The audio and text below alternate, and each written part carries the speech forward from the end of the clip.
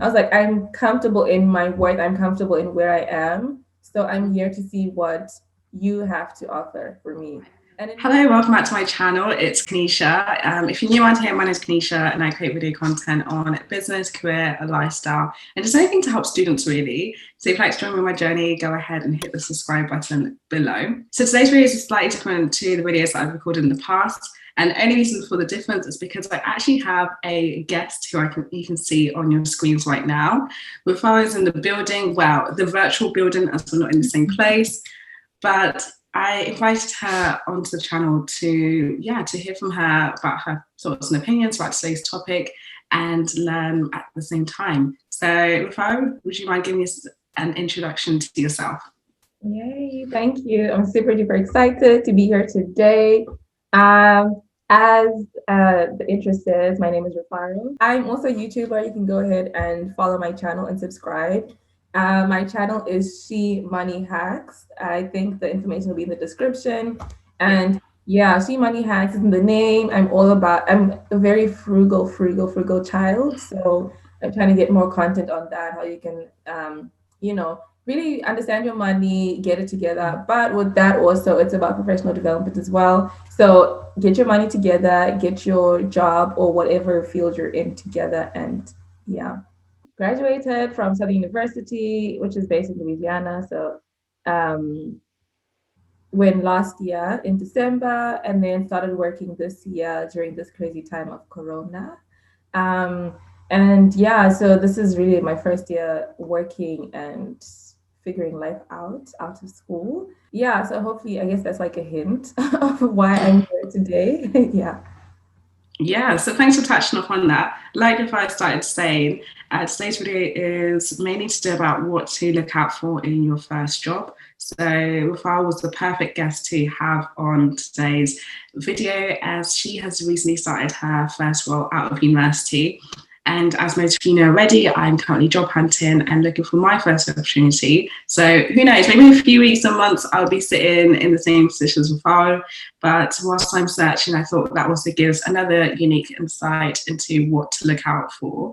So without further ado, I'm not sure if you touched upon it earlier, but just let us know what is your role that you're doing right now and how did you figure out you wanted to go into this role in the industry? Yeah, so I mean, I didn't do a great job with the introduction, but yeah. So when I was in school, I graduated with my degree in finance, and I knew I wanted to go to that space. Hence, I'm also a YouTuber, so I have a finance channel. Also, touch also professional development. I guess like this channel as well. And so when I was looking for jobs, I wanted to actually work in that space. So I'm currently a financial services consultant. So I'm in consulting. I interned for the company I work at now, and then I got a full time, like a return offer there. Um, yeah, and that's basically the work I'm in. I'm in that space. It's a journey. Hey, that sounds great. And like you said, you started as intern and then returned for a full-time role. So I guess more so when you were looking for an internship, what stood out to you about the company that you're with right now? Yeah, okay. I'm gonna be so cheesy, be like, oh my goodness, why this company? And you'd be like, oh, it's because of the people. I love the culture. I feel like that I'm not hating on people who give that answer, but I feel like everyone always says that answer and it's cute and cheesy. But I'm always like, okay, but like you have the same people everywhere, Mm-hmm. and the culture in any corporate place is the same. Mm-hmm. But one of the easiest and shortest answer is because they were giving me good pay and they hired me. I mean, I'm very honest. And they were the location I wanted to go to. I mean, I wanted to come to New York City. I wanted to go to the concrete jungle where dreams are made of. And I honestly thought, you know what? If I can make it in New York City, I can make it. So I'm from Zim. And you know, people say if you're Zimbabwean, you should add that to your resume.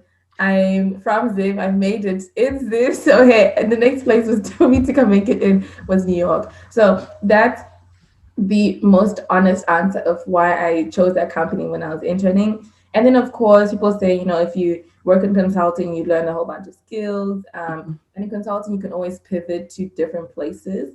And I figured, yes, I did finance, but I was not too sure where I wanted to really touch on, like later on. And so consulting made sense to me. So yeah. Yeah, that's great. Thanks for giving us the background. And yes, I'm also proudly Zim. So we're taking over the world. You know, you're in the US, I'm in the UK. So it's glad to see that we're basically global. And like you said, like, so yeah, securing the bag is so important when you are looking for that first time role. But interestingly enough, besides the actual like financial amount you were getting, did the benefits appeal to you more? Or is that something that you considered when you were getting this role? The only benefits, I guess pay is a benefit. That's the only thing I really looked at. I did not look into, oh, initially I didn't look into what the health benefits would be like, what insurance they would give. Because also, if you work for certain companies, you have, let's say, discounts from certain stores. Mm-hmm. Um, the amount of off days you'll get, like holidays, is I did look at that when I was an intern, and I realized, too, like it's not like Zim where you have. I feel like in Zim you have so many days of holiday, like. Same in the UK. Most places, it's a minimum of 25 days off. Literally, every single place you go to is like a minimum. It's like a, yeah. I'm so surprised. America, is that not standard? I mean, I'm not gonna put my like company on blast or like the industry I'm in on blast, but it's not 25 days. It's not 25 days. I mean, they are changing it in a lot of places, especially since COVID. COVID has Mm-hmm. been so good and really shaking um, like corporate America and all these companies to show that, hey, we people need to be balanced. They need to take off. They need to have Yeah. time for themselves. I remember when I was interning and I was talking to one of like the person I worked with, and built a really Mm-hmm. good friendship, and she was telling me the amount of days that you can have off or whatever. And I was calculating in my mind. Now, if I'm flying to Zimbabwe, okay, let's say that's So it's like like 2 days. already. Exactly. 2 days flying there, and then like the jet lag, that's another day, Mm-hmm. and then you have to visit your relatives. I was like, okay, so what time am I going to have to myself? Because I've spent 4 days traveling, and then Mm-hmm. maybe 2 days or a day to visit relatives. Like, this is for the whole year. I'm like, how? I mean, okay, So, those are not the days you have, but I'm like, how? Like, my days off will really be less. yeah. Um, so those are things definitely that I was just like, it's really not um one of like the good things about it. Even for instance, I mean, one of my friends, she doesn't work at the same company as me, but she works on Wall Street. And for instance, if let's say your her relative passed away, Mm-hmm. it's like close relative, and she asked if she could, go for the funeral and not log in. And they basically said, "Oh, you can work from home." Excuse me. So she's supposed to take her laptop to the graveyard and work. And Trying to get a signal. I was like, wait. Really? I was like, whoa, like time out. Like these are things that you realize it's so real, and it's like it's from it's things that are real. You Mm-hmm. realize that yes, sometimes you think, do these companies like really have your back? But then Mm. that's also where it comes in. Yeah, you have to find a company that will truly have your back.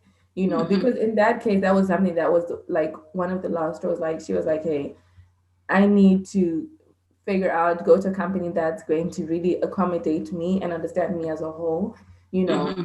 So yeah, but that's right at the graveyard. I Yeah, mean, that I think that's the straw that can break any person when you realize that that's not even trying to do work-life balance on a regular. That's such a anomaly of an event. But even then, if you can't be empathetic to that, then what more if you did want long-term break for illness, for example? So no, that's really interesting thing to touch on. I think that's kind of the same.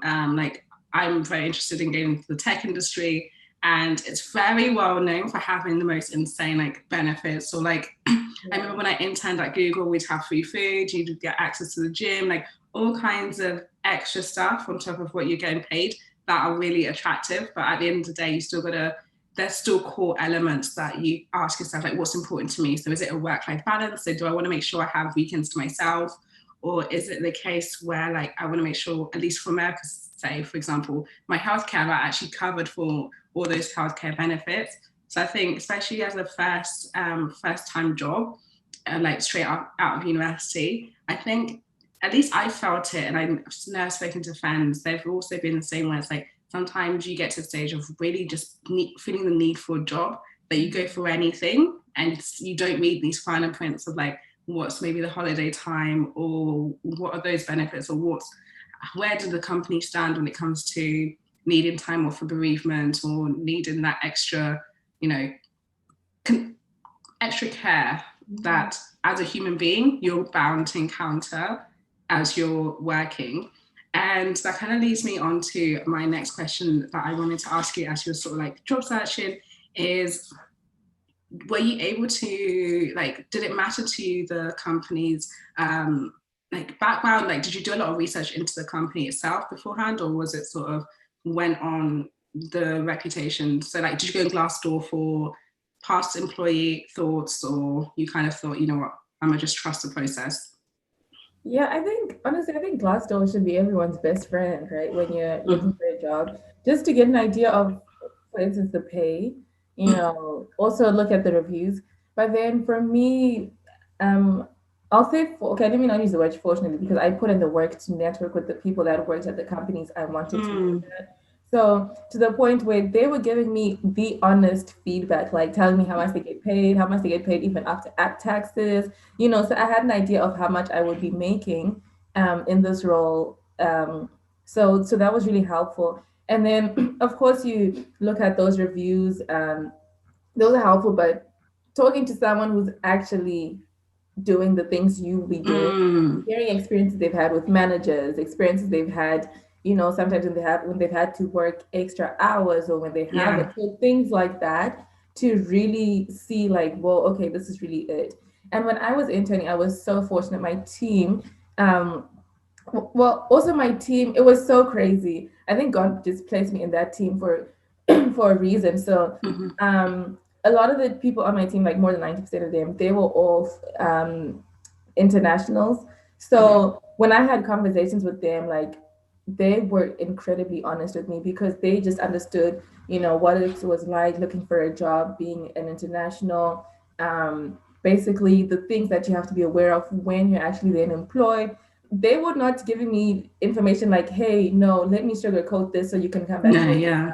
let me sugarcoat this." No, they were giving me hard facts. Like, I need you to know everything, like benefits of this and this, being here and there, etc. So that, because at the end of the day, girl, it is you. You are Mm-hmm. the one who needs to, fend for yourself, right? Absolutely. So I'm super fortunate for that. But yeah, I definitely did research into these companies.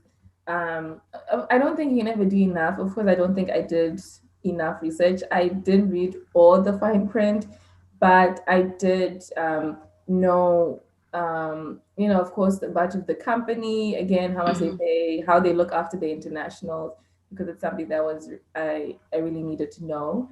Yeah. Um, but yeah, you definitely need to talk to people who work where you want to work. Yeah, no, honestly, that's such an important thing. And I agree, like some of the places I'm interviewing now, I'm lucky that I may know someone who's either been at the role or is currently there, that they give you so much more information than what the job says you. Because at the end of the day, it's a job advertisement, keyword advertisement. So they're always going to tell you what's a great thing about this role, or make it so exciting in terms of like the kind of responsibilities you have, or what the scope's going to look like. But until you're in it, you don't know. And actually, at least this was another thing that I always make sure I look out for when I'm interviewing places, is actually how much do they invest as a company within professional development? Do they have trainings? Do they have things where you're going to go and upskill? So if you do want to go for another role within the company, you're well equipped to go there. Do you find that was something important for you, finding out about professional development and being able to upskill? Yeah, definitely. I definitely wanted to find out because I knew and I know that I definitely want to get as many skills as I can while I'm here. I mean, you're not Mm-hmm. paying for those skills, so why Yeah. not do it, right? Maximize.